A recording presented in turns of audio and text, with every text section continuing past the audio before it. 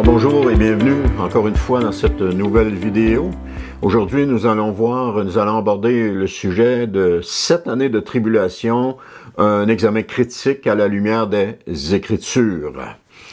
La doctrine des 7 années de tribulation occupe une place centrale dans certains systèmes eschatologiques modernes comme le dispensationalisme. Elle présente un scénario précis, une période future de 7 ans de détresse mondiale précédant le retour visible de Jésus-Christ. Et cela est souvent divisé en 2 périodes de 3 ans et demi. Pourtant, lorsqu'on examine attentivement les Écritures, cette construction ne repose sur aucun enseignement explicite du Nouveau Testament et cela soulève plusieurs incohérences bibliques majeures. Qu'on veuille ou non le voir, c'est le cas.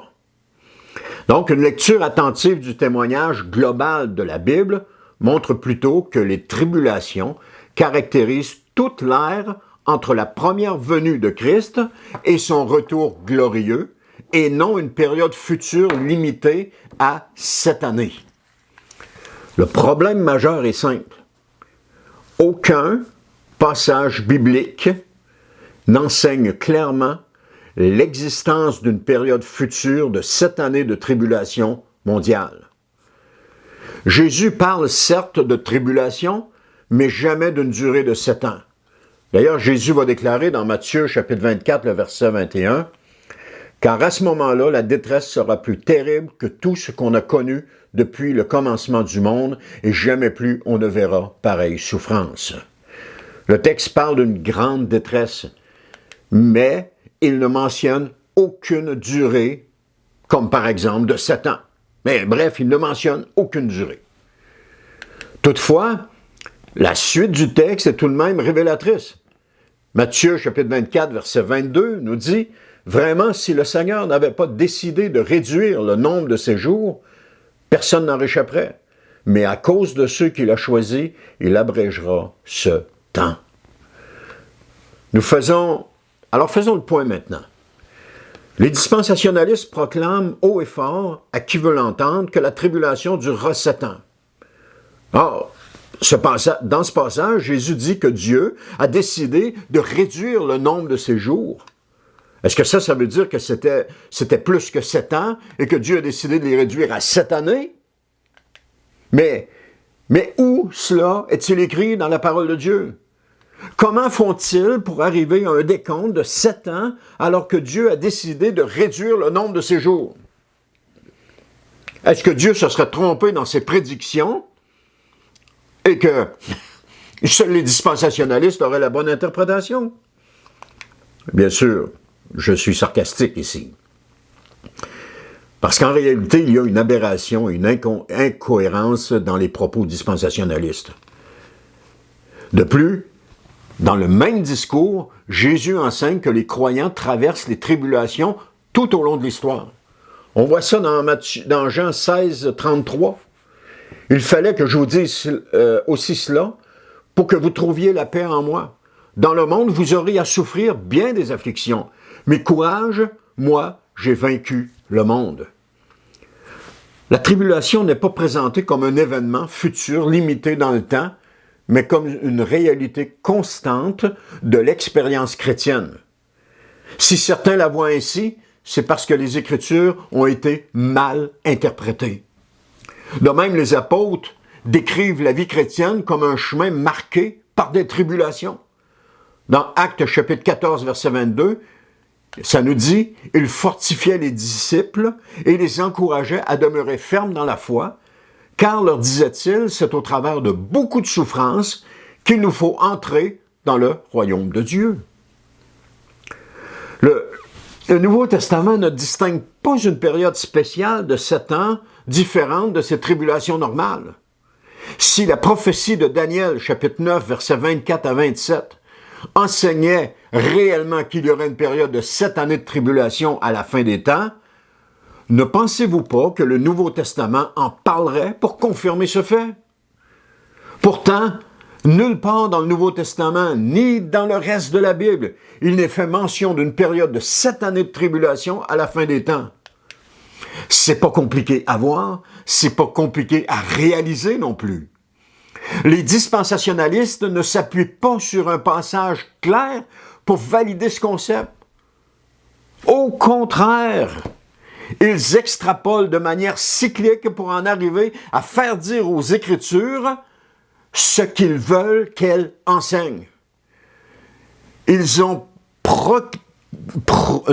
tordu le sens des Écritures pour leur faire dire ce que eux veulent que l'Écriture dise. Faut le faire. Faut le faire. Et si vous remarquez, si vous prenez le temps d'étudier la parole de Dieu, vous allez vous apercevoir de cela. Avancer dans la parole de Dieu, dans l'enseignement de la parole de Dieu, avec enlever les œillères dispensationalisme, oui, c'est ça, et recommencer à étudier les passages avec l'aide du Saint-Esprit en faisant abstraction de tous les concepts qu'on a pu vous enseigner. Et vous allez voir que le Saint-Esprit va vous révéler des choses. Je vous dis ça parce que il y a des gens qui me l'ont dit.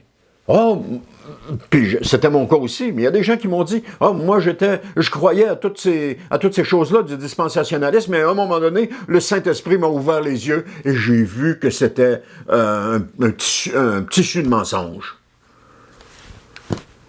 Un jour, le Saint-Esprit m'a ouvert les yeux et j'ai vu la vérité et j'ai découvert que c'était ça le mensonge. Parce que la Bible n'enseigne absolument pas l'existence d'une période de 7 années de tribulation devant se dérouler à la fin des temps entre 2 retours de Jésus. Cherchez tant que vous voulez, vous ne le trouverez pas. À moins de sortir des passages bibliques de leur contexte, de les tordre et de leur faire dire quelque chose qu'ils ne disent pas. Ah, là, vous allez l'avoir. Mais c'est pas de même qu'on fait l'étude de la parole de Dieu. C'est pas comme ça qu'on étudie la parole de Dieu. On ne fait pas dire un passage ce qu'il ne dit pas, ni son contexte, ni le passage. On regarde toujours le passage dans son contexte. Qu'est-ce qu'il dit? Et dans le dispensationalisme, il y a beaucoup, j'ai pas mis beaucoup, mais je peux en mettre encore plus, de ça. La doctrine des 7 années repose principalement sur une interprétation particulière de Daniel, chapitre 9, versets 24 à 27, appelée la prophétie des 70 semaines. Ça pourrait être un sujet intéressant pour une prochaine vidéo. Ce passage parle de 70 semaines décrétées pour le peuple et la ville sainte. La ville sainte étant Jérusalem. Certains interprètes isolent la 70e semaine, il faut le faire ça aussi, et la projettent dans un futur lointain, la transformant en période de tribulation de 7 ans. Cependant, plusieurs problèmes apparaissent. Premièrement, le texte ne mentionne aucun intervalle entre la 69e et la 70e semaine. Déjà là, si le texte n'en parle pas, tu ne peux pas faire dire quelque chose que le texte ne dit pas. Aussi, le passage de Daniel 9, présente une période continue. Deuxièmement, le centre de la prophétie est l'œuvre du Messie. Alors, la prophétie concerne l'expiation du péché, la justice éternelle et l'accomplissement du salut. D'ailleurs, elle trouve son accomplissement où et quand? Dans la première venue de Jésus-Christ, sa mort et l'établissement de la nouvelle alliance. Donc, un fait historique, la ville de Jérusalem et le sanctuaire ont été détruits en l'an 70 par les Romains, mettant ainsi fin au régime sacrificiel. Et ça pourrait être un autre sujet là, de vidéo. Aujourd'hui, il y a des sionistes qui tentent ou qui veulent réinstaurer les sacrifices. Mais les sacrifices ont pris fin. Dieu a mis fin au régime sacrificiel. eux, ils veulent le réinstaurer. Donc, ce n'est pas un projet de Dieu, c'est un projet des hommes. Alors, si vous êtes croyant, faites attention là-dedans.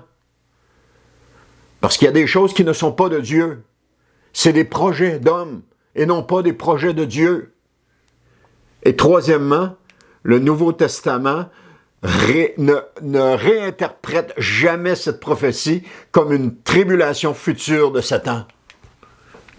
Et il n'en parle pas. Jésus n'en parle pas. Les apôtres n'en parlent pas. L'apôtre Paul n'en parle pas. Rien dans le Nouveau Testament n'en parle.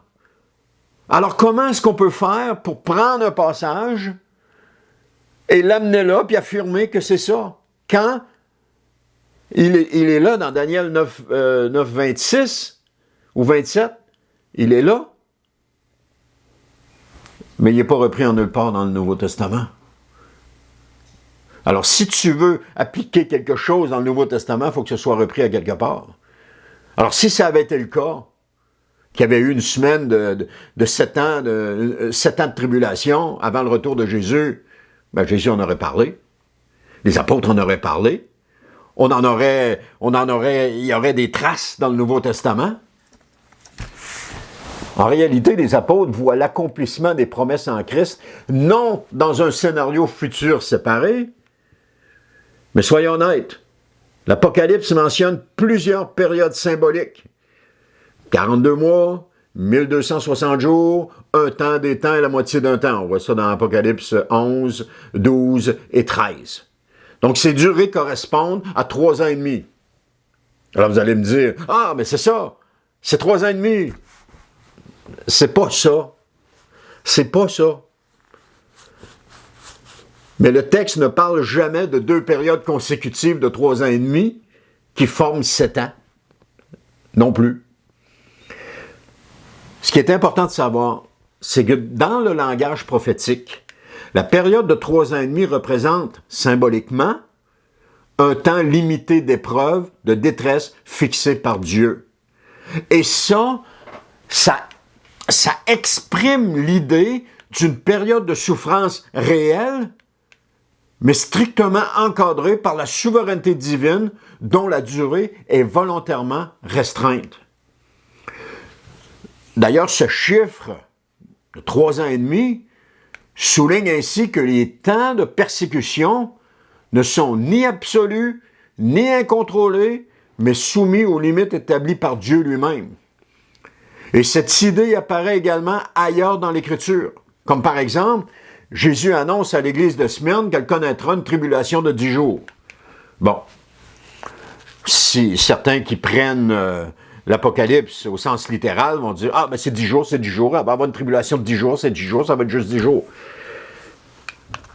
Mais cette durée de 10 jours ne doit pas nécessairement être comprise comme un calcul chronologique précis, mais plutôt comme l'expression d'une épreuve limitée déterminée par Dieu.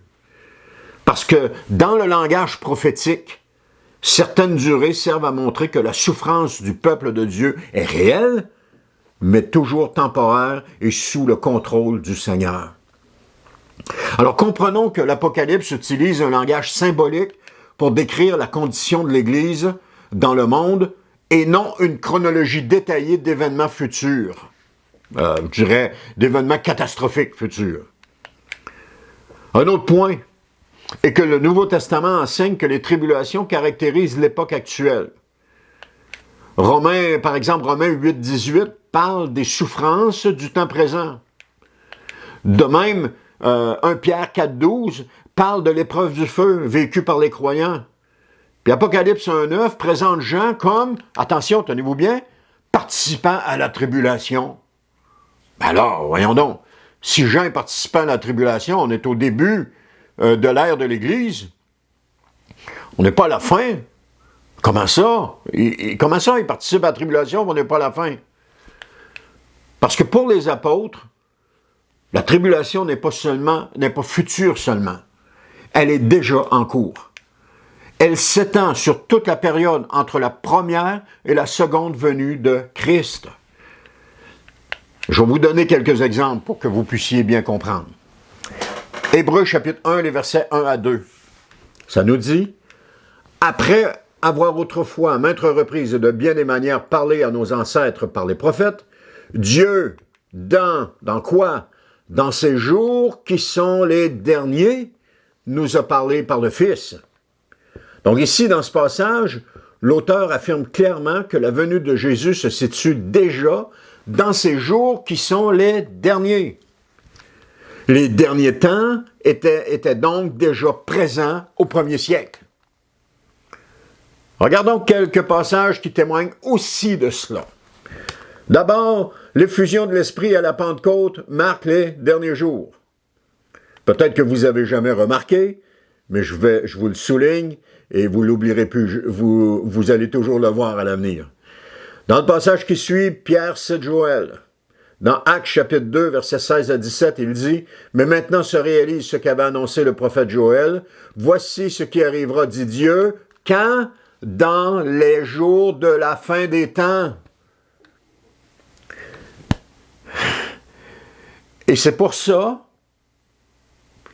que certains groupements dispensationalistes prennent ce passage-là, le transfèrent à la fin et disent qu'il va y avoir un grand réveil à la fin des temps. Alors que le passage s'applique à la Pentecôte, au temps de Jésus. « Je répandrai mon esprit sur tout le monde. Vos fils, vos filles prophétiseront, vos jeunes gens par des visions, vos vieillards par des songes recevront des révélations. » Donc ici, Pierre déclare que la prophétie des derniers jours s'accomplit déjà à la Pentecôte. Ce qui signifie que l'ère de l'Église correspond donc aux derniers jours. Et non pas seulement une période de 7 ans, juste avant le 14e retour de Jésus. Je suis sarcastique, là, mais c'est juste pour vous dire comment ça ne fait pas de sens, là. L'apôtre Paul mentionne que nous sommes aussi parvenus à la fin des temps. 1 Corinthiens chapitre 10, verset 11 nous dit « Tous ces événements leur sont arrivés pour nous servir d'exemple. Ils ont été mis par écrit pour que nous en tirions instruction. Qui, quoi? Nous qui sommes parvenus au temps de la fin. » Alors Paul parle qu'il est parvenu au temps de la fin. Donc Paul affirme que les croyants de son époque vivaient déjà dans la période appelée fin des temps. Ce qui veut dire que les croyants depuis cette époque jusqu'à aujourd'hui vivent la période de la fin des temps. En définitive, cette période n'est pas seulement une courte période de 7 ans qui débuterait à notre époque juste avant le retour du Seigneur Jésus. L'apôtre Jean aussi considère que la dernière heure est déjà présente. 1 Jean chapitre 2, verset 18, il dit « Mes enfants, c'est la dernière heure. Vous avez appris qu'un antichrist doit venir. Or, dès à présent, beaucoup d'antichrists sont là.